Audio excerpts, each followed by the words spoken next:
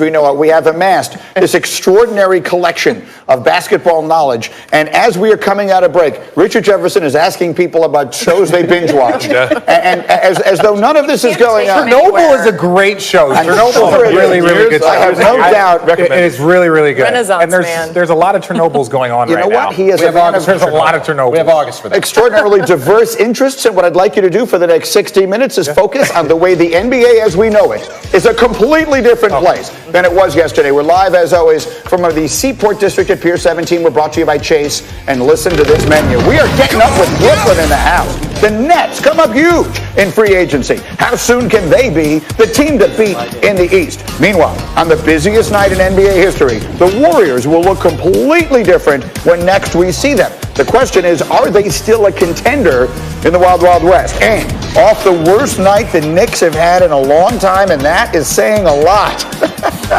Don't miss Stephen A. Smith in his typically restrained fashion reacting to what we have seen. What a night it was for the Nets, okay? So it was 4:52 p.m. Eastern time yesterday.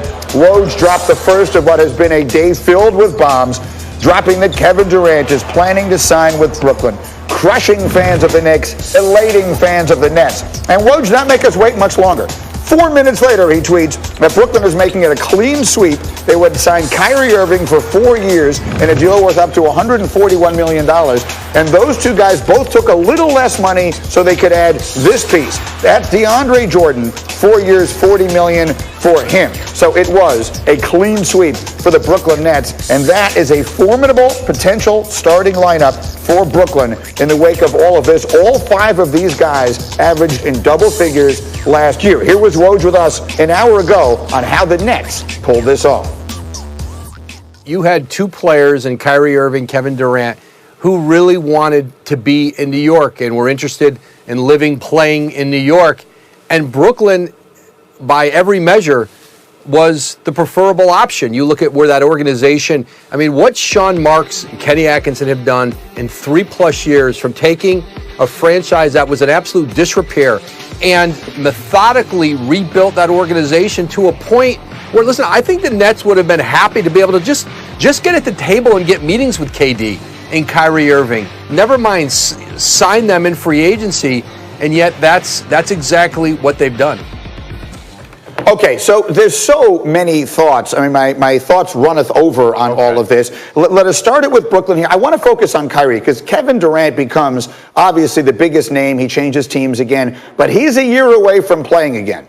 For the next year, Kyrie Irving is the central piece. He is the focus of the Brooklyn Nets. We just watched that in Boston. It did not go particularly well. What reason is there to believe it will go much better now? I think because he finally got a chance to pick where he wanted to go. He grew up a Nets fan. He grew up listening to Iron Eagle. He grew up watching, the Nets teams. Like the first game, finals game he ever went to was in Continental Airlines Arena. So this is an opportunity for him to go someplace. His father, I believe, is from Brooklyn. There's a connection here that he wanted to do. And I think he was the one guy that was going to come here regardless. And I think the Nets were all in on that. So I think when you're in a place that you want to be in, you let little things slide off of you. Nets fans should be very happy today, but they should curb their enthusiasm, especially about the upcoming season. Now, I think they will certainly be improved. Add DeAndre Jordan, you add Kyrie Irving, that makes you a better team. But look around the Eastern Conference. The Celtics didn't get worse. The Sixers might have gotten better. The Bucks are basically the same Suns, Bogdan. They're not going to host a round one. They're not going to host a game 1 in the playoffs. I have to say, I literally disagree with everything you just said. I think the Bucks do get worse without Malcolm Brogdon. I do. If Toronto loses Kawhi, which remains, I think, at this point, a real possibility.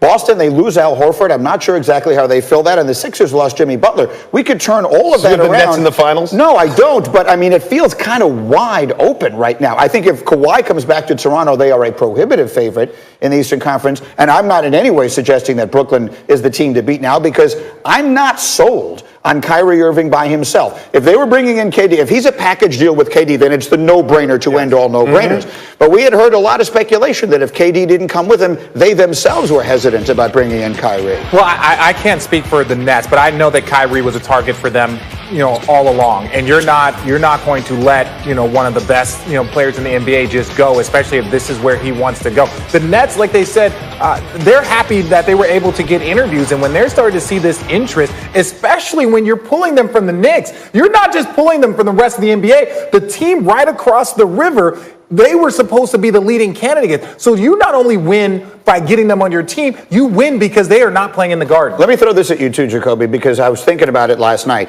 Next year and any other future year when we start speculating about this stuff and the players involved tell us they don't know yet what they're going to do, note to self, ignore that.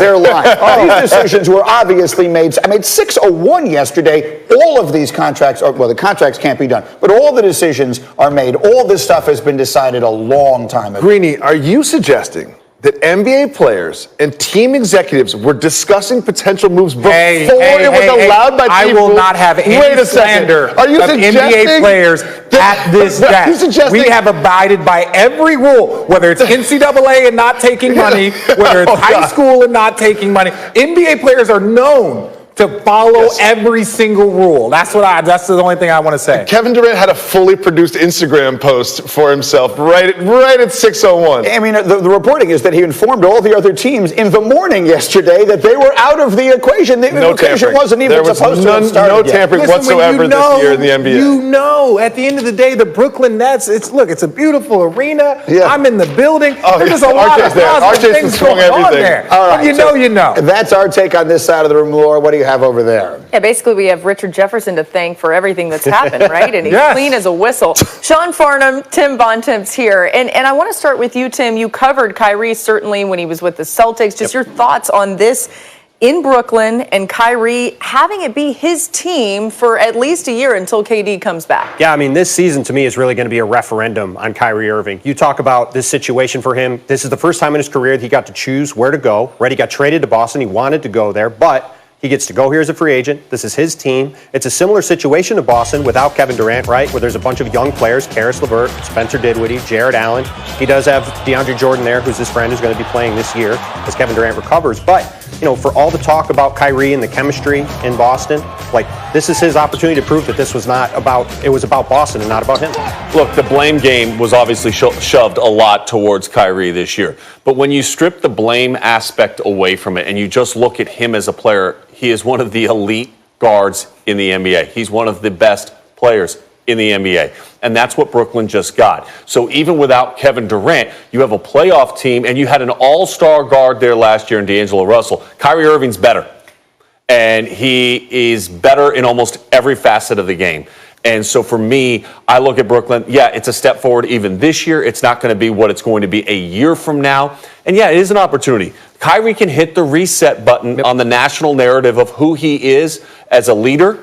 Not who he is as a player, because we all know who he is there, but who he is as a leader inside the locker room. And can he be the guy on a team that shoulders the load publicly and privately in that locker room? What do we have to look forward to when KD and Kyrie are on the court together in the same Brooklyn Nets uniform? How does that look with those two playing together? It's a great marriage. You're talking about one of the most efficient players in the NBA when you talk about Kevin Durant. He averaged about 17 shots per game this year with the Golden State Warriors. Obviously sharing the ball a lot when you have Klay Thompson and you have Steph Curry out on the floor as well. Willing to allow others to shine, willing to allow others to have shots. It's not about me. He's a 52%, 54% shooter from the field. He does really great work in the mid-range game, which goes against a lot of analytics, obviously. But I just look at the way that they complement each other, and I think they complement each other extremely well. And when KD is healthy, they become the favorite in the East. Running the pick and roll, both those guys are going to be incredible, too, with their combined shooting potential. Can't wait to see it. Greeny, how about the other team in New York? I mean, what a difference a river makes at this point. And whoever would have thought we'd be talking about the Knicks as the other team in town. There's another team in New York? That's what they are this morning. They're the other team in New York this morning, reporting that the Knicks were not prepared to offer KD a max contract. Here are the Knicks fans being reasonable. This is not a good day for Knicks fans. The Knicks got kicked in the face. I'm sorry. This is a low blow. I take this personal. James Dolan has run this organization to the ground. I just don't understand why we deserve this suffering. Knicks fans like me definitely have a right to be frustrated. I'm not asking for much. I'm not asking for KD and Kyrie and Kawhi. I'm just asking for one guy. All these 20-year-olds that's calling and 30-year-olds like, oh, man, I've been waiting. Man, I've been waiting longer than that. I hate the Nets. I mean, I can't stand it. I don't want to hear them shout Brooklyn all damn year. Excuse my language, but, There's no set date on when this is supposed to be over, Knicks fans. I'm going to die without seeing them win a championship. Yeah. Yeah. Oh, my goodness. We should point out, Woj is true. What's that? All of this is true. Yeah. You're going to die before seeing them win a championship. Wow. I couldn't agree more. It is remarkable. I want to point out that Woj came on and clarified that James Dolan not being willing to offer Kevin Durant a max contract was not the deciding factor in KD not choosing them.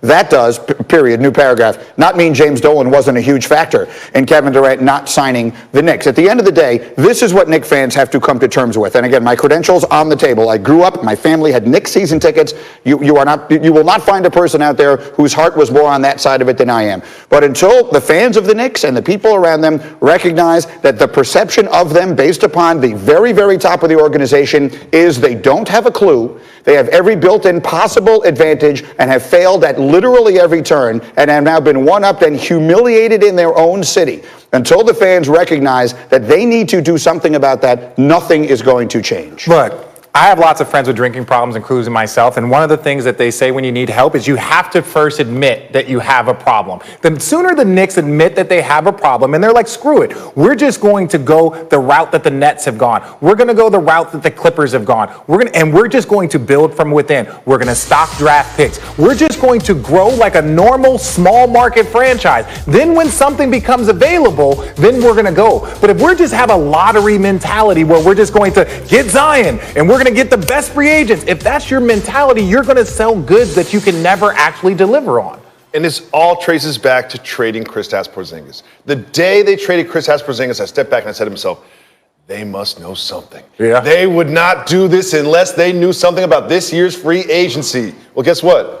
They obviously did. And you look at next year, you look at the year after that, you look at the year after that, and I'm starting to think that RJ and that collar might be right. Like, there is no end in sight for this depressing Knicks era. And they have no one to blame but themselves, because the owner went on the radio, on ESPN radio in New York, and talked about how all these free agents are dying to come to New York, and he was right, except it was the other team in New York that they were dying to come to, obviously. And Mike Lupica wrote it in the paper this weekend. Laura, I'll send it over for more perspective over there. The Knicks are always talking about a season other than the one they're actually playing in, and that is generally a very, very bad sign for any franchise. Yeah, that doesn't sound very good. Sean Farnham, Tin Bontemps over here again. And Sean, I want to start with you on the fact that what Jacoby just mentioned, the Porzingis trade, seemed to allude to the fact that they had something cooking.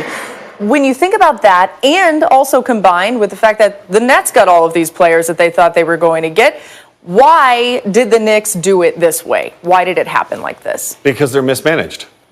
And they're dysfunctional. That's why. Because if you go back to what RJ was saying is, hey, you just build like a mid-major, mid-market team, and you go through the draft, then you keep Porzingis, and you figure out a way to keep a guy that has the potential to be a franchise-type player, an all-star caliber player, happy within your organization as you go through the building process. Unable to get that accomplished. And that speaks to the dysfunction of the front office. And that speaks to the inconsistencies also within the front office. I think great organizations are well defined. Your leadership starts at the top, but the people that work underneath it, the more turnover you have in the front office, the more change in philosophy you're going to have, which therefore means that there are certain players and certain people that you drafted under one front office that doesn't work for the next front office and their idea of where the organization is going. And that is where the Knicks are at. Yeah, I mean, look, that's a perfect summation of it, right? I mean, what RJ was saying before really rings true, that this is a cold splash of water in the face of the Knicks. They need to look across the river and see what the Nets did, a team that built slowly, that put together a bunch of pieces over time. Remember, 3 years ago, the Nets had no young players, they had no draft picks, they had no hopes, right? And now they have Kevin Durant and Kyrie Irving, and that's the way that the Knicks need to proceed now, to slowly build and build this into something. This does make me feel bad for RJ Barrett, who wanted to go to the Knicks. He made that very clear, and he's a very good young player, Sean. And at this point, he's now the young guy you build around. Yeah. And if they do it right, you're going to be able to support him over the next couple of years, slowly gathering parts and pieces that can get this organization moving in the right direction, because I do believe that R.J. Barrett is going to end up being an all-star caliber player in the NBA. So if you have that guy now,